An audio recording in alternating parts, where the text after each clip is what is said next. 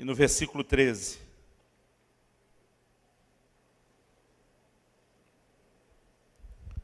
Romanos,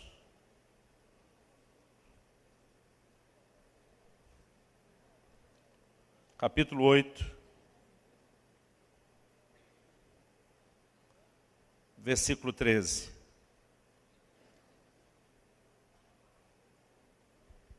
Quem achou, diga amém.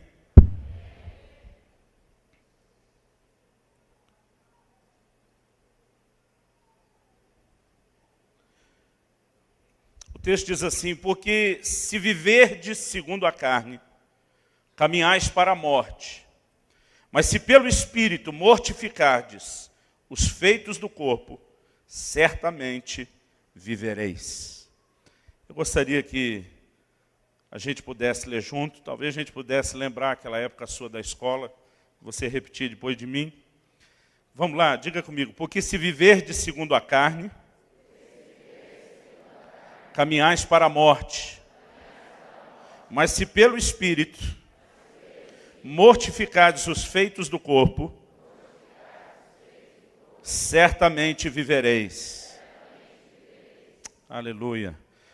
O tema do que eu quero compartilhar com vocês hoje, baseado nesse versículo, é, na verdade, uma pergunta. O propósito dessa pergunta é te ajudar a se definir, né? A definir não só onde você está, mas aonde você deseja estar. Esse texto está falando de dois tipos de pessoas, dois tipos de gente. Interessante que nós podemos até definir como dois tipos de crentes. Porque ele está falando de pessoas que conhecem a palavra e agem de forma distinta. Uma delas, o primeiro grupo, ele diz, são aqueles que decidiram viver segundo a carne. E esse estilo de vida, quando você quer viver para a carne, para o pecado, para os prazeres, esse estilo de vida vai te levar à morte espiritual. Eu quero chamar esse grupo de os vivos mortos. Estão vivos para a carne, mas espiritualmente mortos. O segundo, o texto diz, se pelo Espírito mortificardes os feitos do corpo, certamente vivereis. Há outros que decidiram matar ou mortificar a sua própria carne, morrer para o pecado, morrer para os prazeres, e esses vão entrar num lugar de vida abundante que Deus tem. Esse eu vou chamar de os mortos vivos. Então o tema da minha mensagem hoje é uma pergunta: vivo morto ou morto vivo? Nós estamos vivendo um tempo e uma época onde o meu coração pesa ao perceber como muita gente tem brincado com essas questões. Eu copiei de algum lugar uma frase que foi atribuída a Richard Sibbes. Ele diz: o cristão é uma pessoa estranha. Ele está tanto morto como vivo. Agora, o problema é que quando nós morremos para nós e vivemos para Deus, ainda que seja estranho, nós vamos viver o melhor de Deus. Mas o problema é aqueles que decidem viver para si e acabam estando mortos para Deus. Quem vive segundo a carne está morrendo. Eu vou repetir essa frase algumas vezes: ele é o vivo morto. E o que está mortificando a carne está vivendo. Ele é o morto vivo. Há um lugar em Deus para alcançarmos que eu creio que precisa ser entendido. O evangelho dos nossos dias, eu estou apelidando ele de um evangelho transgênico. Ele está sofrendo muita mutação naquilo que nós pregamos, naquilo que nós falamos. Por exemplo, você liga os canais de televisão, os rádios e a mídia em geral, parece nos apresentar o evangelho que é quase só terreno. Eu creio, querido, que Deus quer fazer coisas poderosas no aspecto terreno da nossa vida. Mas o apóstolo Paulo escreve aos Coríntios, ele diz: é só para essa vida que esperamos em Cristo. Nós somos de todos os homens os mais infelizes, os mais dignos de lástima. E hoje em dia o foco parece ser Deus é aquilo que nós necessitamos para elevar a nossa qualidade de vida em todas as áreas, parece que menos no espiritual. Deus precisa estar altamente comprometido com a minha saúde, com a minha prosperidade, com o meu bem-estar em todas as áreas. E eu quero repetir, eu creio na bênção de Deus se estendendo a todas as áreas. Eu não creio que o evangelho é só perdão de pecados. Davi diz no Salmo 103, bendize a minha alma ao Senhor e não se esqueça de nenhum só dos seus benefícios. A Bíblia diz, é Ele quem perdoa todas as tuas iniquidades, sim. Mas a Bíblia diz, é Ele quem sara todas as tuas enfermidades, quem redime a tua vida da cova, quem te coroa de graça e de benignidade. E as bênçãos de Deus, elas se estendem. A questão é quando nós colocamos as coisas no devido lugar e quando nós estamos trabalhando na contramão dos princípios. Eu olho para o ensino da palavra de Deus e eu fico me perguntando o que a gente deve pregar. Considerando a condição do vivo-morto, do morto-vivo, a gente deve pregar a vida ou a morte? Na verdade, os dois. A questão é qual você coloca primeiro. Um evangelho que tenta fazer as pessoas viver só porque é terreno, provavelmente vai matá-los espiritualmente. Mas um evangelho que leva as pessoas a morrer para o que é terreno, além de viverem espiritualmente, a probabilidade de que eles possam experimentar o que Deus tem para fazer no nível terreno é ainda maior. Eu fico pensando e repensando algumas verdades. Irmãos, eu prefiro pregar a morte para levar os outros à vida, o que inclui não só a vida eterna, espiritual, mesmo o melhor de Deus nessa terra.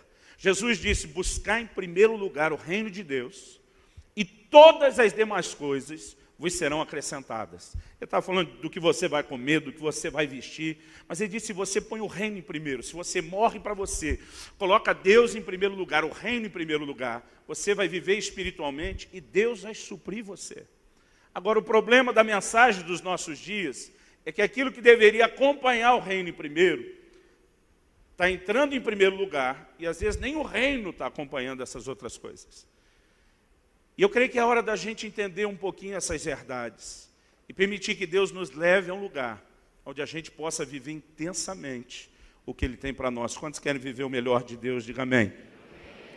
Eu quero falar um pouco dessas pessoas que estão vivendo, né, como morto, que é o vivo morto.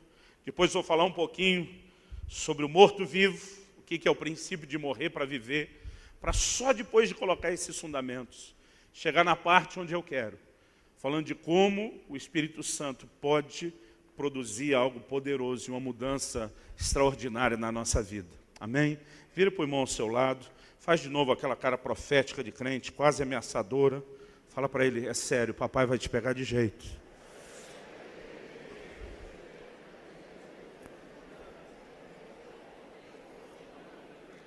Abra, por favor, sua Bíblia. Em Apocalipse, no capítulo 3, a partir do versículo 1. Apocalipse.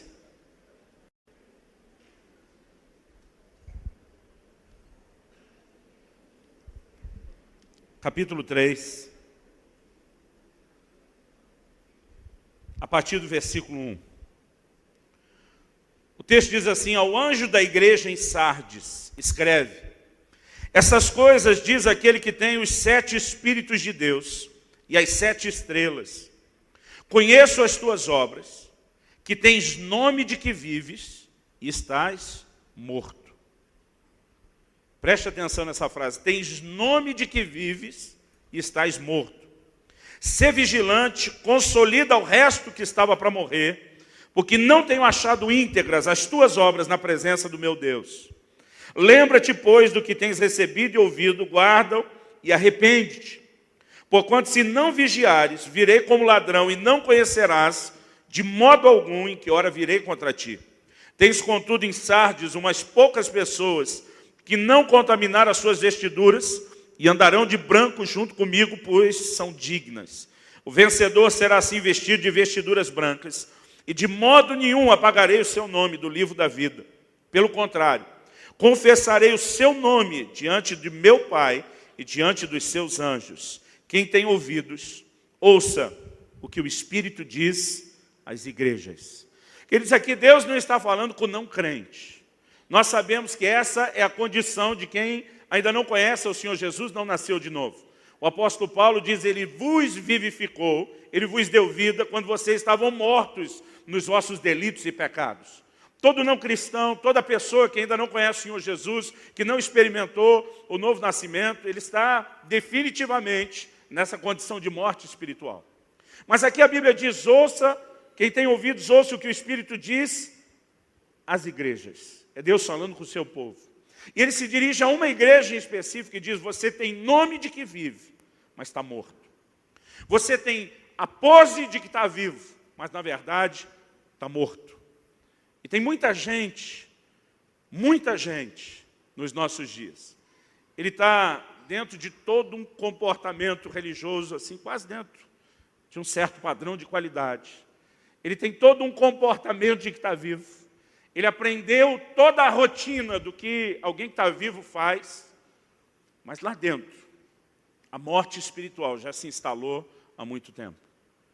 Agora, quando Deus usa esse tipo de palavra, Ele não faz com um tom de condenação, Ele não faz dizendo que você já era, Ele não faz dizendo na gíria de antigamente, você está lascado. Ele traz, na verdade, uma mensagem de esperança, porque diz: consolida o resto que estava para morrer. Ele disse: você está por um fio de acabar com tudo, mas eu estou te dizendo que você pode mudar, você pode reverter esse quadro, você pode alterar essa condição. Essas são pessoas que estão na condição de vivos mortos. Eles estão vivendo para si, ou estão até mantendo a pose de vivo para muita gente. Alguns conseguem enganar não só os outros, alguns conseguem enganar a si mesmo, mas a sua realidade, a sua condição diante de Deus é justamente de quem está morrendo. Eu acho interessante que quando a gente olha para esse texto, Deus mostra que o caminho para reverter esse quadro, eu vou falar sobre isso no fim, é o arrependimento. O que me faz entender e inevitavelmente associar a ideia do vivo morto como alguém que está enroscado na prática de pecados. Ele ainda dá um tipo de dica específica dos pecados que talvez mais estão mantendo gente nessa condição. No versículo 4, ele diz: vocês têm aí umas poucas pessoas que não contaminaram as suas vestiduras e andarão de branco junto comigo, pois são dignas. Ele diz umas poucas. Ele diz: a maioria aí dentro da igreja já não está usando as vestes brancas, já não está andando e se conduzindo em santidade. O Senhor diz, em outras palavras, então não são dignas, nem andarão comigo. Ele faz uma afirmação muito forte, ao dizer no versículo 5, o vencedor será assim vestido de vestiduras brancas, e de modo nenhum apagarei o seu nome do livro da vida. Eu não quero entrar em nenhuma discussão profunda da doutrina de salvação, mas uma frase como essa, vindo da própria boca do Senhor Jesus, de que os que estão andando como vencedores, vestidos de branco, não vão ser de modo nenhum apagados do livro da vida, me faz ter uma suspeita enorme sobre a condição de quem está vivendo de maneira oposta e brincando com Deus e brincando com o Evangelho. Isso é muito sério. Ao dizer de alguém que está vivo, mas espiritualmente morto, eu creio que esse foco de pureza não pode ser desassociado. O dia que Deus começou a falar essas coisas no meu coração, eu estava aproveitando, no meio da minha correria de viagens, eu gosto às vezes de aproveitar o tempo no aeroporto, às vezes nos aviões, tentando ganhar tempo ali, lendo a Bíblia. E eu estava lendo, logo pela manhã, procurando me alimentar sem nenhuma pretensão, sem estudar, sem procurar nada. E o texto que eu estava lendo era o de 1 Timóteo. Eu quero que você vá lá comigo, por favor. 1 Timóteo,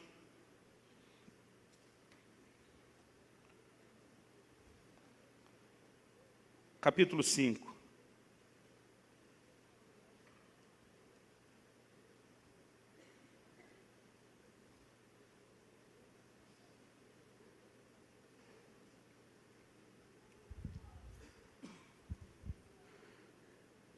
O apóstolo Paulo está falando com Timóteo, e a conversa dele envolve de forma muito específica a questão das viúvas. E ele começa a falar a respeito de quais viúvas poderiam ou deveriam ser supridas pela igreja. Ele começa dizendo: honra as viúvas que são verdadeiramente viúvas. Com isso ele não estava querendo dizer que algumas viúvas o marido não tinha morrido direito, né? Mas ele estabelece um padrão. Ele diz: primeiro, tem que ter no mínimo 60 anos de idade. Ela não pode ter filhos. Se tiver filhos, a Bíblia diz os filhos devem aprender a recompensar os seus progenitores. Ele diz até para que a igreja não sobrecarregue. Então, ele estava colocando à parte as viúvas naquela condição onde não tinham nenhum arrimo de família, dizendo, são essas que nós vamos cuidar. E dentro dessas instruções, ele fala a respeito daquelas viúvas mais novas. E a instrução que Paulo dá é que essas mais novas deveriam se casar novamente. Porque ele fala de algumas que tinham feito o voto de viver só para o Senhor e depois não davam conta. Nessa descrição toda, ele diz assim no versículo 5, 1 Timóteo 5:5. Aquela, porém, que é verdadeiramente viúva e não tem amparo, não tem arrimo de família, não tem mais marido, não tem filho, espera em Deus e persevera em súplicas e orações noite e dia. Entretanto, a que se entrega aos prazeres, mesmo viva, está morta. Essa é uma linguagem, querido, que ela se repete na palavra de Deus. Aqui a Bíblia está falando do tipo de pessoa que mesmo não tendo ninguém para suprir, ela vai se lançar em Deus de todo o seu coração, em plena confiança, em oração, perseverando, esperando nele, como quem diz, é o Senhor quem cuida de mim, ponto final. Mas ele fala de outra, que vai se entregar aos prazeres. Obviamente, ele não está falando de uma viúva que casou de novo. Essa instrução é dada, e se tivesse feito isso, estava tudo correto. A expressão se entregar aos prazeres não me parece apenas alguém que negociou a sua sobrevivência aceitando a prostituição. Mas está falando de alguém que decidiu viver para si, para a sua carne, para os seus prazeres. A Bíblia diz, essa, mesmo viva, está morta. E a condição, como eu falei antes, de muita gente, hoje mesmo dentro do contexto da igreja. Eu, como pastor de uma igreja local, acompanhando muita gente de perto, trabalhando, com um pastoreado próximo, o meu coração fica apertado de ver a condição de muita gente se dizendo cristão, vivendo como cristão, comportando como cristão, com o nome de que está vivo, mas na verdade está morto. E eu creio que nós estamos vivendo um tempo onde o Espírito Santo quer soprar vida sobre a sua igreja, sobre o seu povo. Ele quer trazer o que os antigos chamavam de avivamento ou reavivamento, que é a capacidade de nos fazer voltar a viver. Porque a morte, ela tem se instalado. E esses dias um pastor me relatando a condição de alguém da sua igreja, é alguém que nós acompanhamos, esse outro pastor, ele falou, pastor, para resumir, o cara chegou aqui numa condição e disse, como é que eu defino? Ele falou, a melhor forma de definir, ele diz, é um walking dead. E quando ele usou aquela expressão, eu comecei a rir do outro lado, porque essa é a condição de muita gente. Só que a diferença é se é um vivo morto ou um morto vivo, porque eles estão realmente em posições completamente diferentes. Uma pessoa que ela passou a viver para si, ela entrou nesse lugar de morte espiritual. Eu queria mencionar uma frase de Joe Owen, ele diz, Jesus Cristo não leva para o céu ninguém que ele não tenha santificado na terra. Essa cabeça viva não admite membros mortos. Há temor no meu coração, eu não vim aqui apontar o dedo para ninguém, eu não vim aqui tentar trazer nenhum peso de culpa ou condenação sobre você. Na verdade, eu quero te trazer uma mensagem de esperança, porque se nós aceitarmos a ordem de Jesus, o que é o Evangelho? Em Marcos, no capítulo 8, Jesus faz uma afirmação, se você for rápido de endereço, abra comigo lá, Marcos 8, versículo 34. Aqui eu quero mudar e começar a falar um pouco do morto-vivo. Evangelho de Marcos, capítulo 8, versículo 34. O texto diz assim, então, convocando a multidão. Se você observar, quando estiver lendo os evangelhos, quase sempre, não vou dizer todas as vezes, mas a maioria das vezes, que a Bíblia menciona haver uma multidão, o ensino de Jesus muda, ele ganha uma conotação diferente. Parece que o que vem a seguir é Jesus dando um presta atenção na multidão. A minha forma de entender é quase como se ele dissesse, eu acho que vocês não estão me entendendo, porque se tivesse me entendendo, talvez não estaria tanta gente aqui. E Jesus começa a dizer o seguinte, convocando a multidão e juntamente seus discípulos, disse-lhes, se alguém quer vir após mim, a si mesmo se negue, Tome a sua cruz e siga-me. O evangelho, querido, envolve negar-se a si mesmo. Envolve morrer para si mesmo. Esse é o significado de tomar a cruz. Eu vejo tanta gente tentar explicar a frase do que é a cruz. Já vi gente tentando classificar até a sogra como a cruz dele. Alguns de vocês ainda vão casar e entender a brincadeira melhor. Mas, o que é tomar a cruz? Quando Jesus foi sentenciado à morte pelo Império Romano, eu, quando criança, achava que só Jesus e os 2 ladrões é que foram crucificados. Depois, crescendo, estudando a história, eu descobri que milhares, incontáveis milhares de pessoas eram executadas pelo Império Romano com a morte por crucificação. E uma das coisas que eles faziam é que quando a pessoa já estava condenada, indo para o lugar onde ia morrer, ele tinha que carregar a sua cruz. Jesus fez isso. Num determinado momento ele precisa de ajuda, mas era a maneira de publicamente admitir para todo mundo: eu estou sentenciado à morte. Então carregar a cruz era fazer uma confissão pública de que a sua vida já era. Quando Jesus disse: você quer me seguir? Toma a sua cruz. Ele diz: é hora de você manter um estilo de vida. É hora de você manter não só uma confissão, mas um estilo de vida onde todo mundo saiba que você já era. Que você morreu para si. Que você negou-se a si mesmo. A cruz em si, querido, apesar da igreja por muito tempo ter usado isso como o símbolo do cristianismo, porque a Bíblia fala da mensagem da cruz, mas a cruz em si ela não é sagrada por si mesma. Era até vista pelos judeus como um objeto de maldição. No entanto, apesar da gente não dar valor, demasiado ao objeto, como muitos já deram, eu lembro uma vez que eu estava evangelizando 2 pessoas na rua. Eram 2 estranhos, comecei a conversa com um, o outro chegou.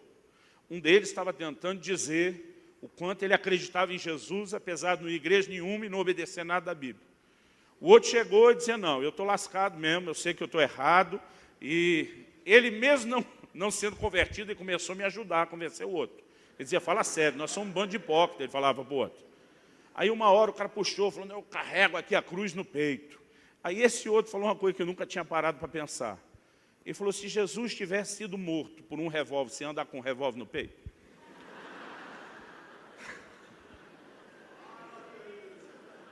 Até eu, aquela hora, falei: rapaz, a gente precisa desse cara convertido.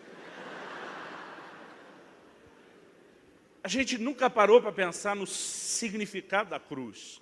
Ele não só fala do sacrifício de Jesus por nós, mas por muito tempo, querido, essa tem sido a mensagem, o convite de Deus para mim e para você.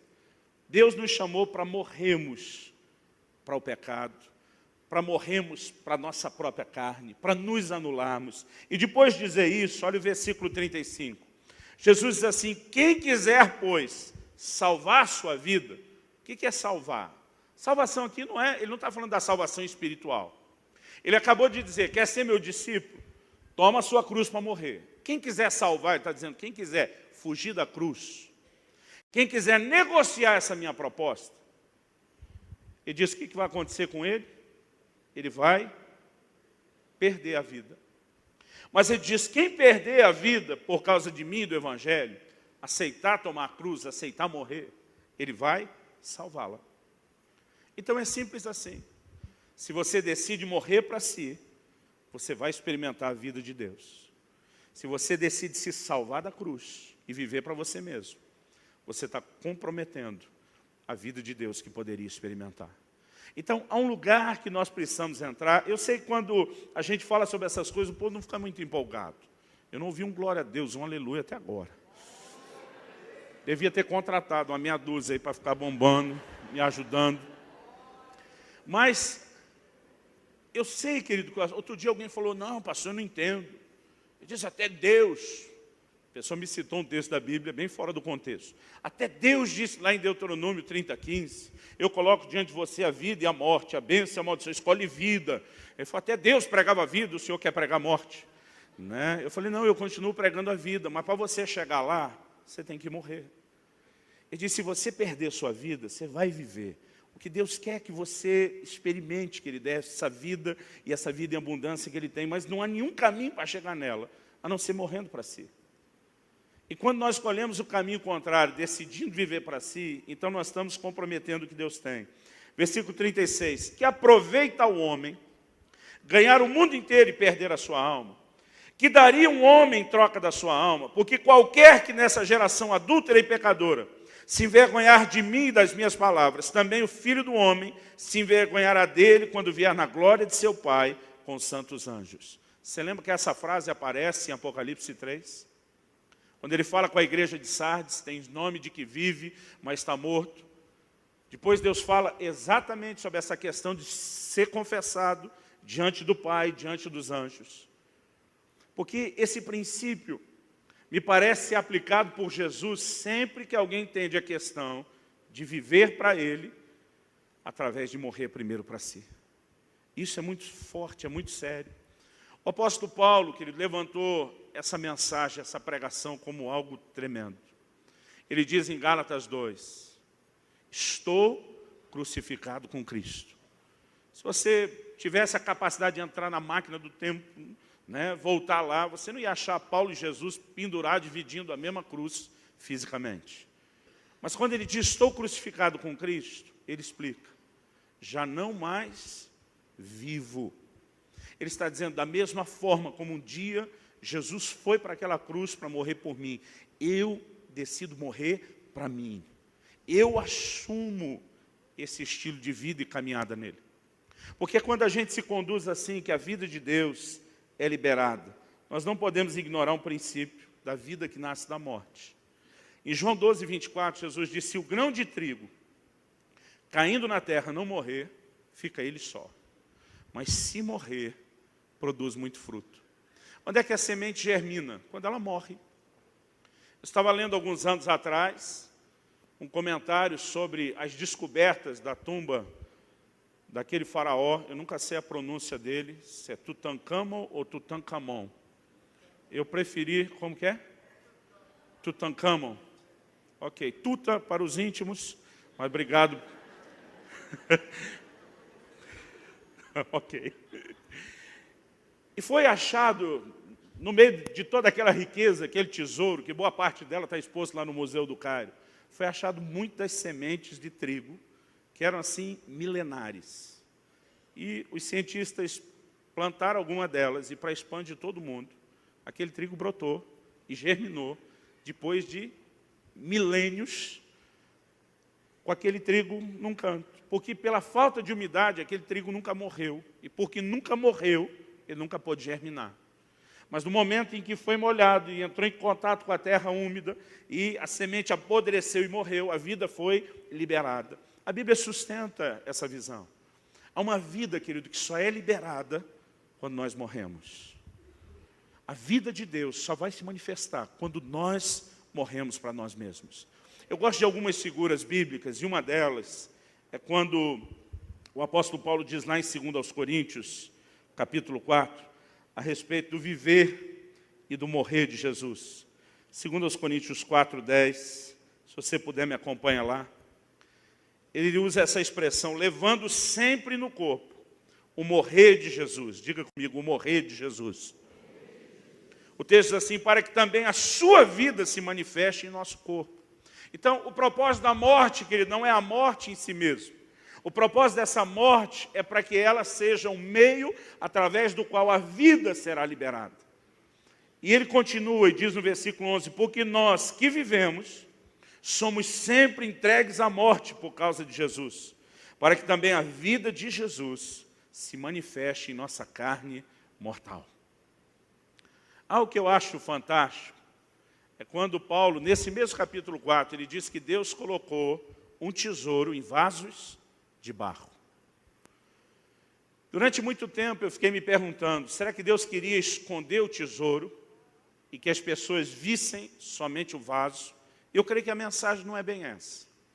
Eu creio que o que Deus está dizendo, que a única forma do tesouro ser visto, é quando o vaso é quebrado. Você lembra da história de Gideão? Ele com os 300 meteram tochas dentro dos vasos. E diz, quando eu tocar a trombeta, vocês vão bradar pelo Senhor, por Gideão, e todo mundo vai quebrar o vaso. Qual era a proposta do vaso? Manter as tochas escondidas para que eles pudessem se mover com discrição. No momento em que as tochas deveriam ser vistas, a ordem era quebrar o vaso. Eu creio que o propósito de Deus não é que só o vaso seja visto. Ele quer revelar o tesouro. E a única forma de revelar o tesouro que é em nós é quebrando o vaso. Nós precisamos voltar, querido, a pregar as mensagens de cruz, de quebrantamento. Porque se existe algo que vai desatar a vida de Deus em nós, é quando nós tomamos a decisão de morrer para nós mesmos. O morto-vivo, querido, é o melhor nessa história, porque ele vai andar numa condição diante de Deus muito diferenciada. Eu copiei de algum lugar, que eu não lembro onde, uma frase de George Miller, porque muitos dos homens e mulheres de Deus, que eles têm feito história, têm sido pessoas assim singulares na sua vida com Deus e no que fizeram.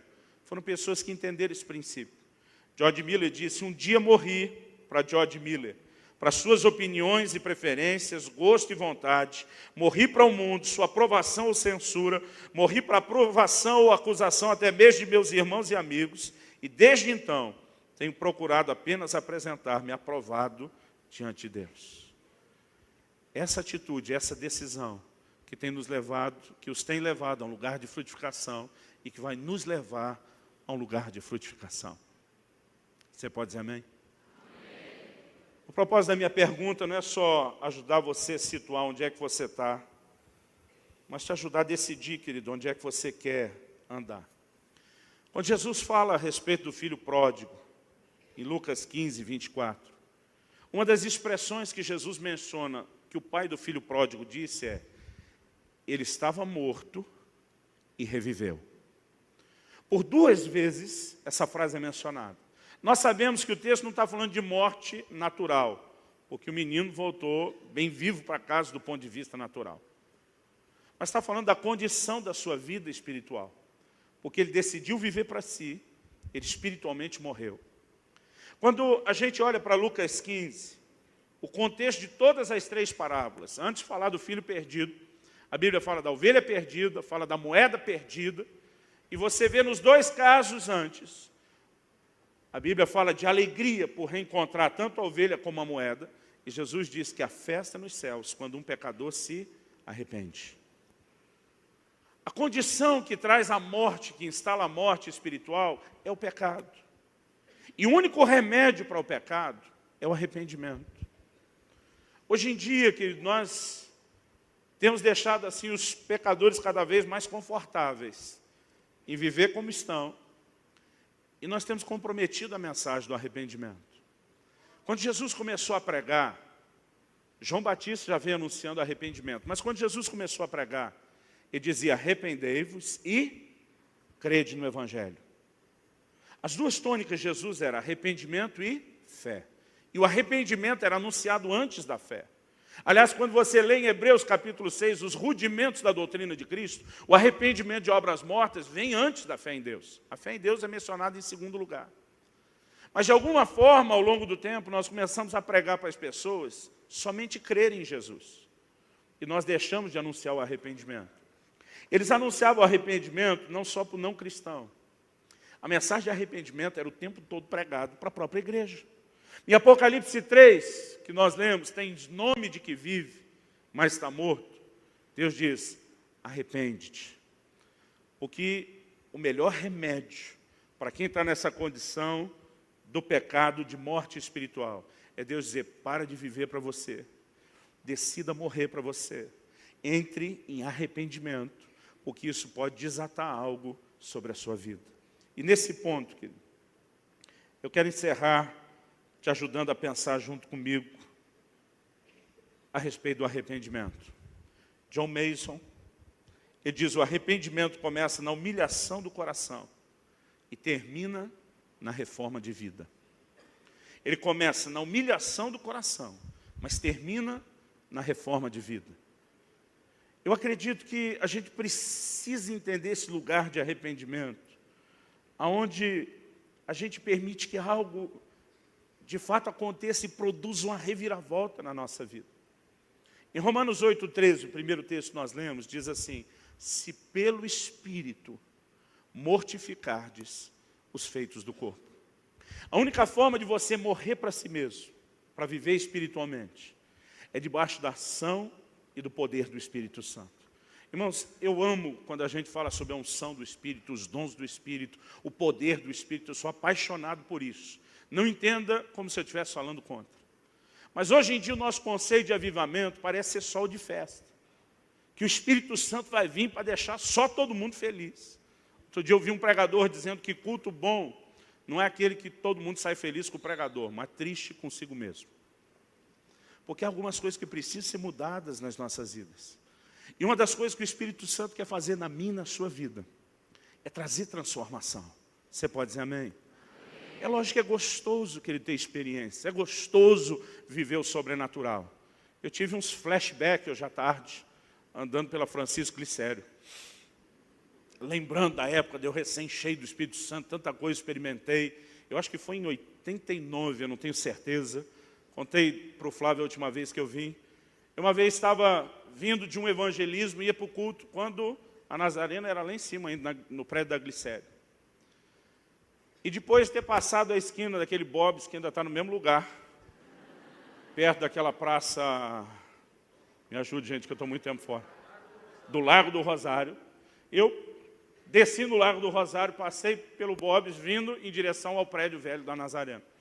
Era uma noite de sábado, eu estava indo para o culto dos jovens. Aquela quadra, à noite, é o que a gente chama de uma quadra morta.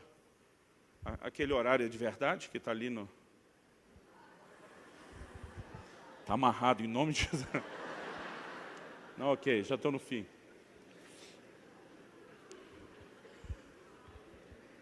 Irmão, vamos orar para aquele relógio atrasar um pouco?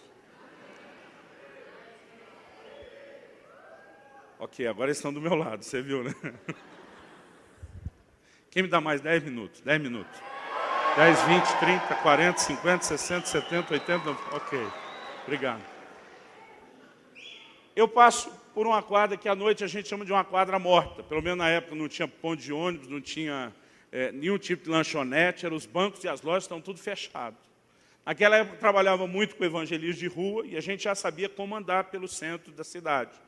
Era o tênisinho mais barato, naquela época era o chinesinho da sola verde. Quem tem pelo menos 40 anos de idade vai lembrar disso. Made in China via Paraguai. Né? A gente andava já sem relógio, normalmente com o mínimo de dinheiro. E eu estou passando, eu vejo que na gíria da época, hoje mudou, a gente chamava de um malaco. Né? O cara encostado no muro, eu de longe bati o olho e falei, está esperando alguém para roubar. Mas eu praticamente sem nada, vim de boa para passar por ele. Quando estou chegando perto dele, ele desencosta da parede, vem para o meu lado. Aí, tem um careta aí, era como se chamava o cigarro na época. Eu falei, não fumo. Não, primeiro ele me perguntou, você tem horas? Eu lembro que eu ergui a blusa e falei, nem o relógio eu tenho. Aí foi, então, você tem um careta? Eu falei, também não fumo.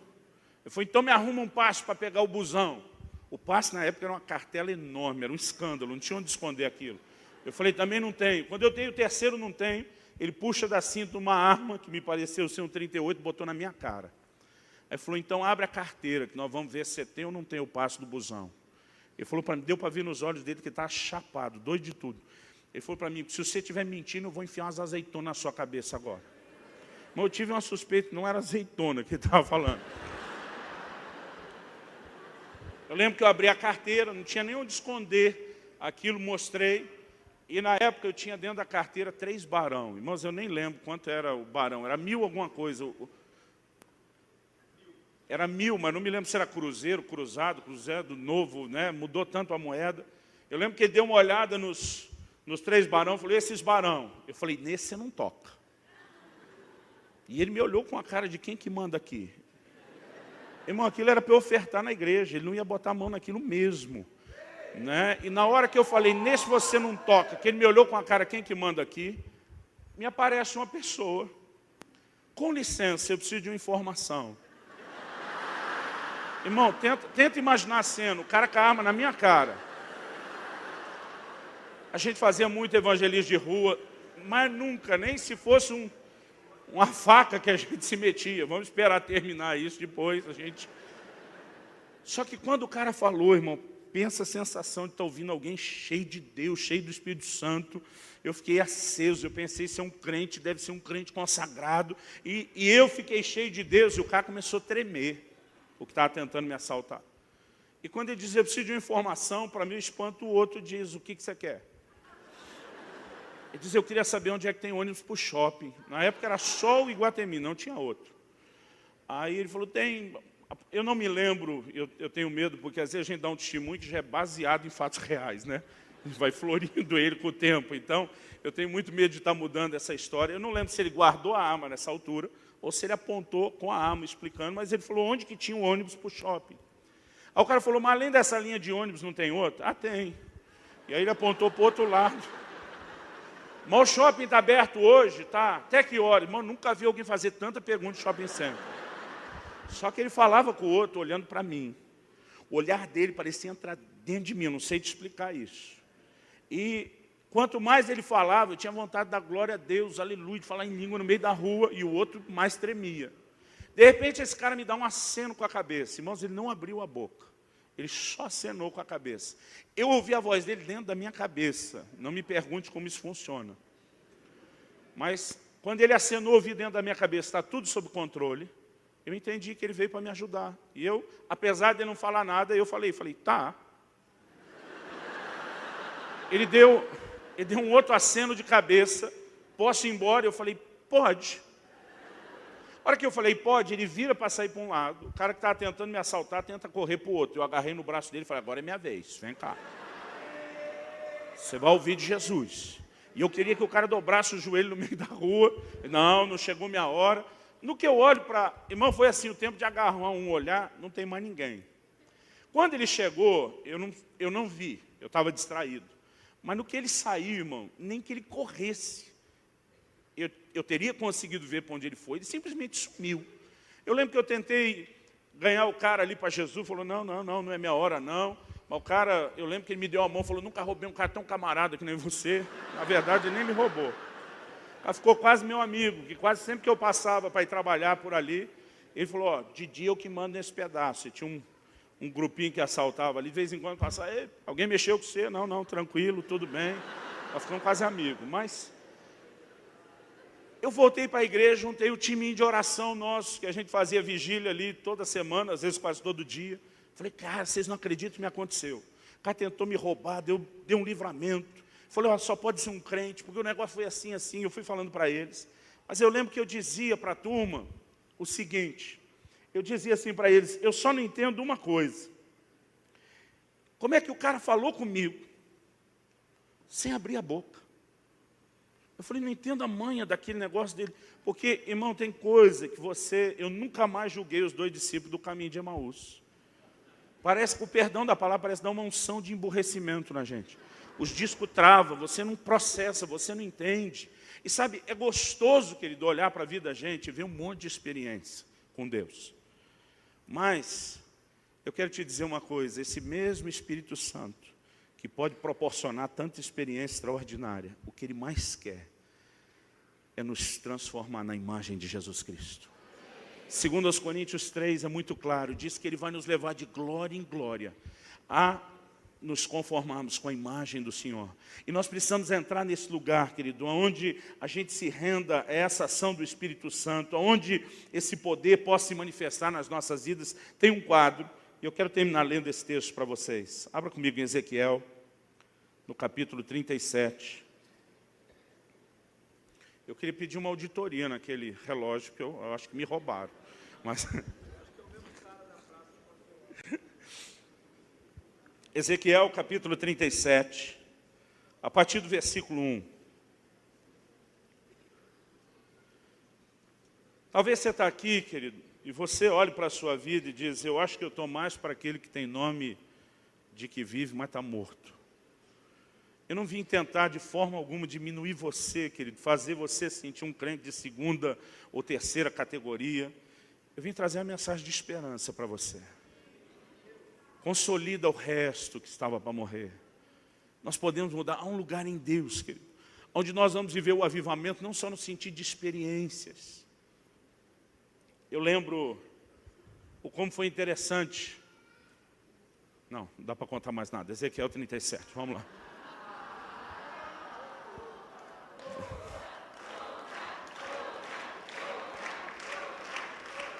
Gente, eu quero muito contar.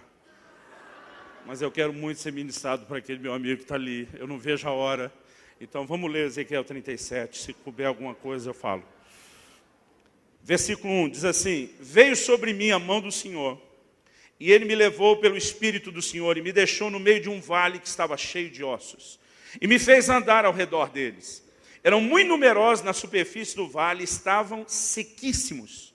Então me perguntou: filho do homem, acaso poderão reviver esses ossos?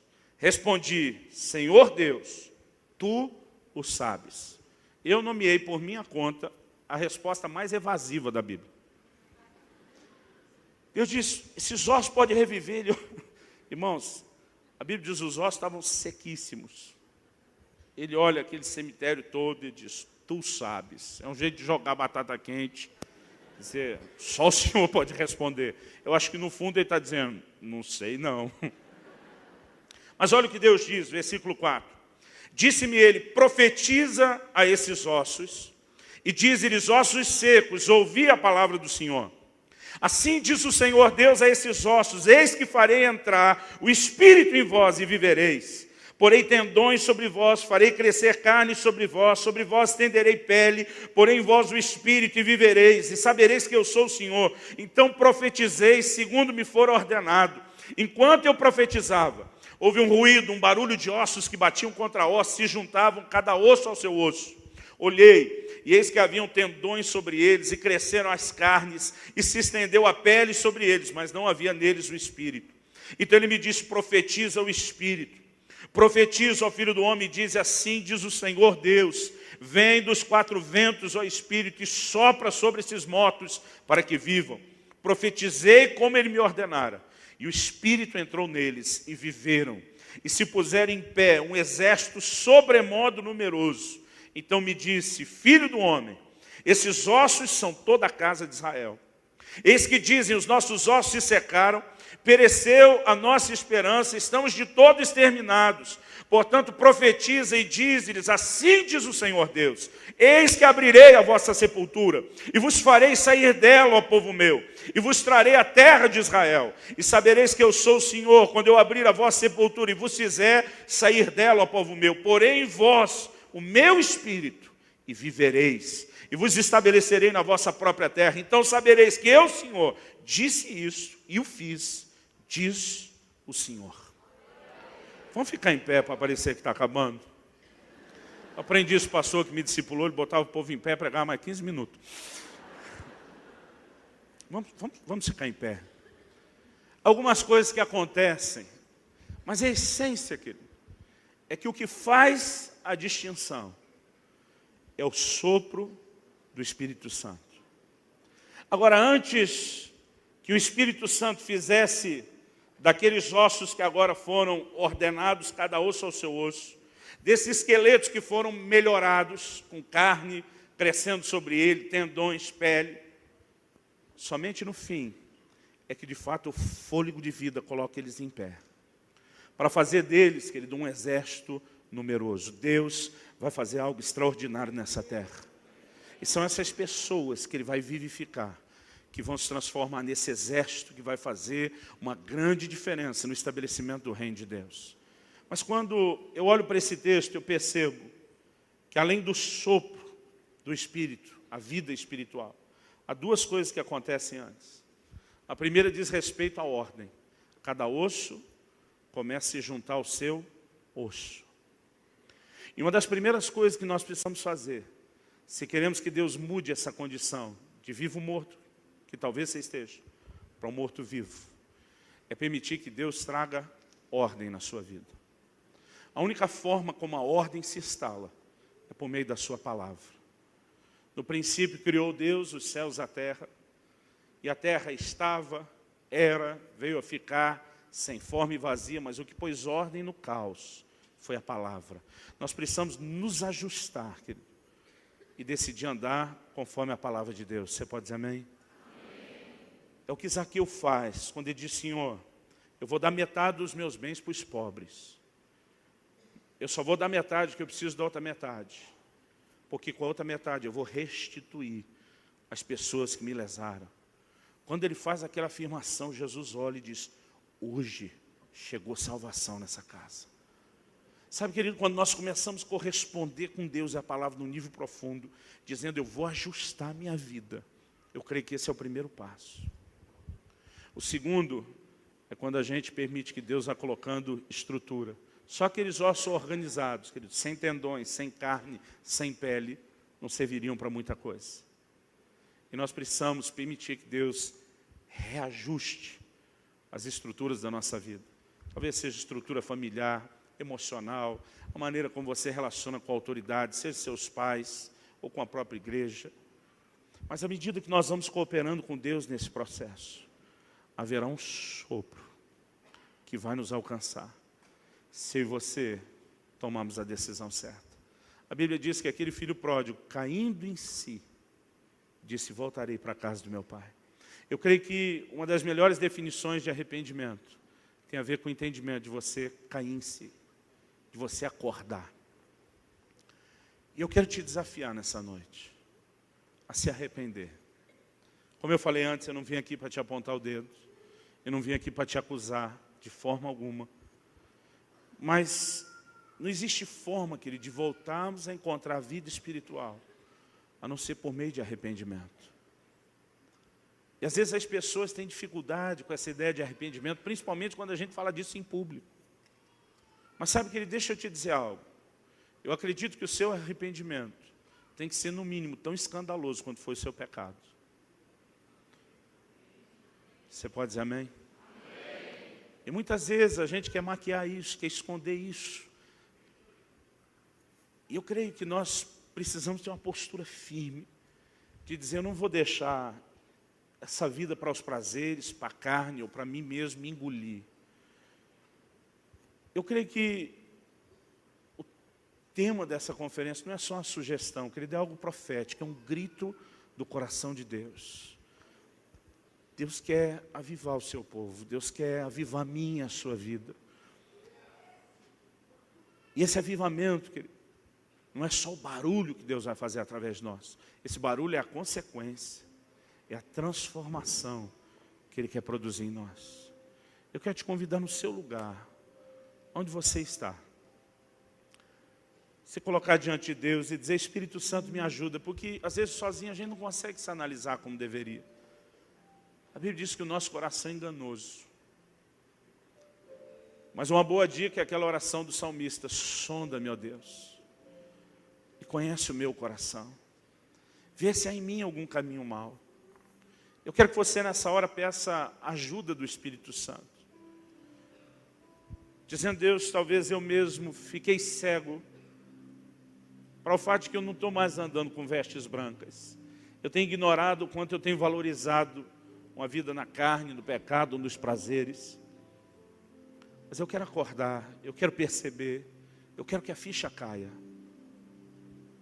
A Bíblia diz que Pedro, caindo em si, chorou amargamente. É a mesma expressão. Há um momento onde a verdade de Deus consegue arrancar esse engano da minha e da sua vida. E essa hora da gente, com o perdão da palavra, botar o rabo no meio das pernas. Sabendo que ao voltar para a casa do Pai, nós não vamos encontrar um dedo acusador. Nós vamos encontrar um abraço acolhedor. Um Pai dizendo, eu esperei esse momento. Eu tenho a festa pronta. Coração de Deus que te quer tanto de volta, que é hora de você decidir encarar essa vergonha, sabendo que não haverá condenação, haverá restauração. Eu creio que nessa noite o Espírito Santo quer fazer algo poderoso no coração de muitos de nós. Se você crê nisso, diga amém. Eu quero que você comece a falar com Deus. Espírito Santo, vem sobre nós. Eu tentei da melhor forma possível, na minha limitação, repartir aquilo que o Senhor falou ao meu próprio coração. Espírito Santo, nós queremos andar debaixo da Tua unção, nós queremos viver os dons. Mas avivamento para nós é muito mais do que esse carisma. Nós queremos manifestar o caráter de Cristo. Nós queremos ser transformados. E hoje, aqui e agora, queremos tomar a decisão, ó Deus, de não mais viver para nós mesmos. Nós queremos morrer para nós mesmos, para viver para o Senhor. Nós queremos colocar de lado, Senhor, essa atitude que tem feito a gente ter nome de que vive, mas nos tem mantido mortos. E eu quero nesse lugar me levantar como Ezequiel e profetizar: vem Espírito Santo, sopra sobre este lugar, sopra sobre a vida dos meus irmãos e irmãs, que seja desatado o teu poder vivificador neste lugar, que haja restauração, que haja ressurreição espiritual, em nome de Jesus, em nome de Jesus, em nome de Jesus. Cumpre o teu propósito, cumpre aquilo que o Senhor predeterminou para esse tempo, para essa hora. Leva-nos a experimentar a plenitude daquilo que o Senhor tem para nós.